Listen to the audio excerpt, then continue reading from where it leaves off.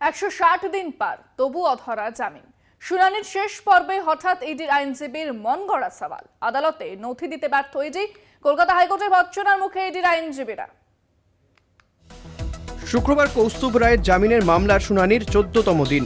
বিচারপতি তীর্থঙ্কর ঘোষ আদালতে ঘোষণাও করেছিলেন এদিন তিনি শুনানি শেষ করে রায়দান করবেন।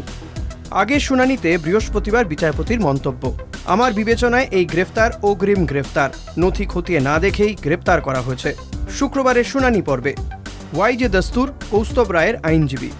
পিনকনে বিজ্ঞাপন চালানো সংক্রান্ত মামলায় গ্রেফতার করা হয় কৌস্তুভ রায়কে। গ্রেফতারের পর ইডি হেফাজতে ছিলেন আবেদনকারী। জেলে হেফাজতে থাকাকালীন জেলে গিয়েও জিজ্ঞাসাবাদ করে ইডি। জেলে অসুস্থ হয়ে পড়েন কৌস্তুভ রায়। জেল হাসপাতালের সুপারিশে এসএসকেএম হাসপাতালে ভর্তি করা হয় তাকে। অন্য একটি মামলায় হাসপাতালে গিয়ে জিজ্ঞাসাবাদ করা হয়। পিনকনের মামলায় গত 9 অগস্ট থেকে এখনো পর্যন্ত তাকে একবারও জিজ্ঞাসাবাদ করেননি তদন্তকারী অফিসার। তদন্তকারী অফিসারের কাছে মনোরঞ্জনের লেজার ও আবেদনকারীর লেজার দুটিই ছিল। সেই লেজার খতিয়ে না দেখে প্রথম দিনেই আবেদনকারীকে গ্রেফতার করা হয়। আসলে মনোরঞ্জনের লেজারটিকে মন গড়াভাবে তৈরি করেছিল ইডি। গ্রেফতারের সময় শুধু মোবাইল ও কিছু ডেটা সিজ করা হয়েছিল, কিন্তু গ্রেফতারের দিনই তা সিল করা হয়নি। 17 জুলাই গ্রেফতার করার সময় মোবাইল সিজ করে সিল করা হয়। সিল করার সময় থাকা সাক্ষীদের অনুপস্থিতিতেই 19 তারিখে সেই সিল খোলা হয়। দুদিন ফেলে রাখার পর 21শে জুলাই ডাটা পরীক্ষা করতে শুরু করে ইডি। পরে আবার সিল করার সময় পূর্বের সাক্ষীরা সই করতে অস্বীকার করেন, কারণ যে সফটওয়্যারের মাধ্যমে এই ডেটাগুলিকে পরীক্ষা করা হয়েছে সেটি একটি ইসরায়েলের রিমোট কন্ট্রোল সফটওয়্যার, ফলে সেখানে সম্ভাবনা থেকে যায় অতিরিক্ত সংযোজনের।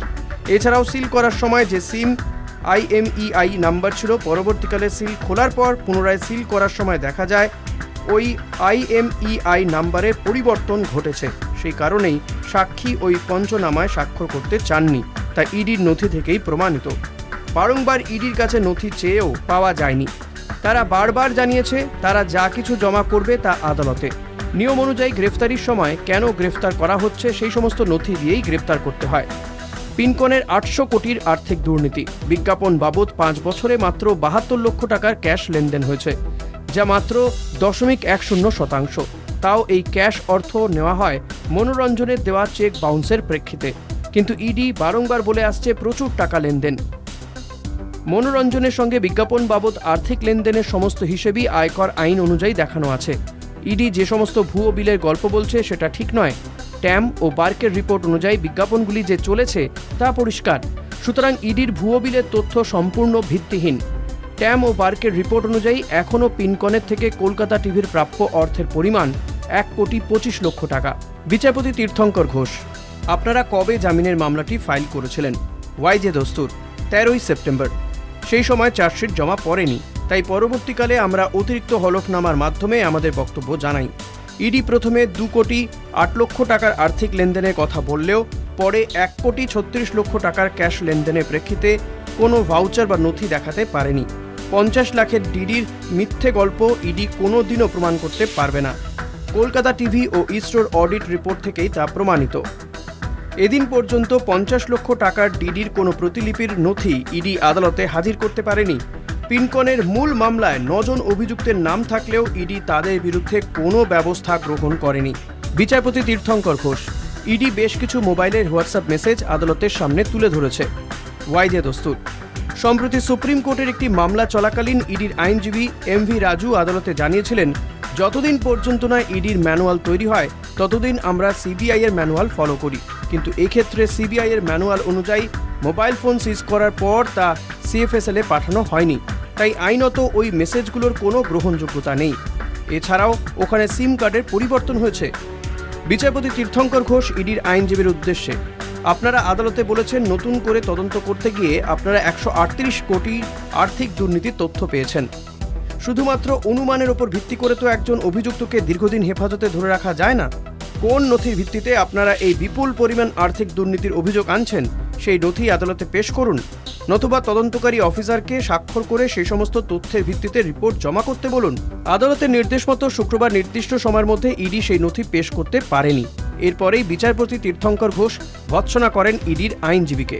বিচারপতি তীর্থঙ্কর ঘোষ, আপনারা আদালতে নথি জমা করতে যখন পারবেন না তখন আদালতের কাছে 138 কোটির কথা তুললেন কেন?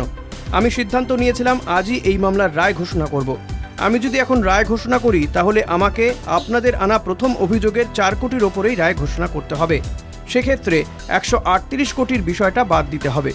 আপনারা কেন প্রথমে এই 138 কোটির বিষয়টা বলেননি? যেহেতু আপনারা আদালতে 138 কোটির বিষয়টা তুলে ধরেছেন, তাই আমি আমার নির্দেশিকা থেকে ওই 138 কোটি বাদ দিতে পারি না। ধীরেশ দ্বিবেদী, ইডির আইনজীবী। আমি আদালতের কাছে ক্ষমা প্রার্থী। বিচারপতি তীর্থঙ্কর ঘোষ, শুধু এই মামলা নয়, প্রত্যেকটি মামলার ক্ষেত্রে আমি দেখছি আপনারা সব সময় শেষ মুহূর্তে এসে একটি করে কাগজ আদালতে পেশ করেন। এর ফলে বিচার প্রক্রিয়া স্তব্ধ হয়ে যায়। সিবিআই হলে আমি বিষয়টা খতিয়ে দেখতাম। আপনারা আর্থিক লেনদেনের তদন্ত করেন, কিন্তু আপনাদের এই তদন্তটা অনেকটা পুলিশের তদন্তের মতো হয়ে দাঁড়াচ্ছে। ধীরেশ দ্বিবেদী, ইডির আইনজীবী। আমি আদালতের কাছে ক্ষমা প্রার্থী। বিচারপতি তীর্থঙ্কর ঘোষ, আপনাদের তদন্তকারী অফিসার কোথায়? ইডির সুপিরিয়র আমার বস নন। এইভাবে আপনারা প্রতিটি মামলা বিলম্ব করেন। আপনারা সুপ্রিম কোর্টে এক ধরনের কথা বলেন, আবার হাইকোর্টে এক ধরনের কথা বলেন। ওয়াইজে দস্তুর, নিম্ন আদালতে আবার অন্য কথা বলে। বিচারপতি তীর্থঙ্কর ঘোষ, আমি চেয়েছিলাম আজই মামলার রায়দান করতে, কিন্তু ইডির পক্ষ থেকে 138 কোটির নথি জমা না পড়ায় আমার পক্ষে রায়দান করা সম্ভব হচ্ছে না। আদালতের নির্দেশ, আগামী 2রা জানুয়ারি ইডিকে 138 কোটি টাকার নথি আদালতে জমা করতে হবে। ওই দিনই কৌস্তুভ রায়ের জামিন মামলার রায়দান করবে আদালত। 14 দিন শুনানি হলেও ইডির অকর্মণ্যতার জন্য রায়দান করতে পারলেন না বিচারপতি তীর্থঙ্কর ঘোষ। কলকাতা টিভি।